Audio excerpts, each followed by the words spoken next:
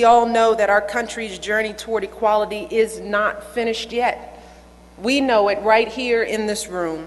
It's been 5 years since Lawrence versus Texas and 39 years since Stonewall, but still, we've got work to do before we achieve equality in the LGBT community. He's also spoken out against the stigma surrounding HIV testing, which is still plaguing so many of our communities, which you all know, a lot of that is due to homophobia.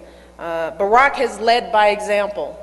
When we took our trip to Africa and visited his home country in Kenya, we took a public HIV test for the very point of showing folks in Kenya that there is nothing to be embarrassed about in getting tested. And we did it as a couple. And he said something very simple.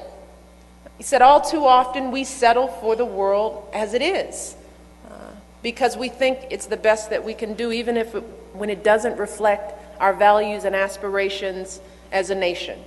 We all have felt that. It won't change. We can't do anything any differently. This is the best we can do. We're blessed. Maybe we shouldn't ask for more. We've all said that at some point in time in our lives.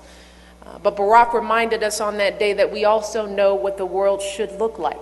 And I'm here because I know I've lived with this man for 20 years. And I say this all the time. He has not let me down once. He has spent his entire life trying to build the career based on that struggle to narrow the gaps. And wherever he has a chance, he uses his God-given talents to move that bar.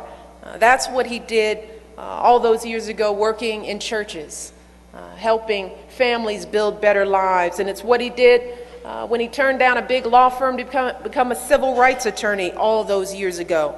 And that's what he did as a state senator before entering the U.S. Senate. He was a champion of the law that amended the Illinois Human Rights Act in our state to prohibit discrimination on the basis of sexual orientation and gender identity in the workplace.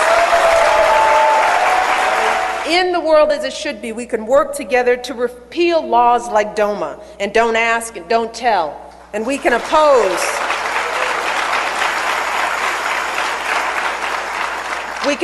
divisive constitutional amendments that would strip civil rights and benefits away from LGBT Americans, because discrimination has no place in a nation founded on the promise of equality.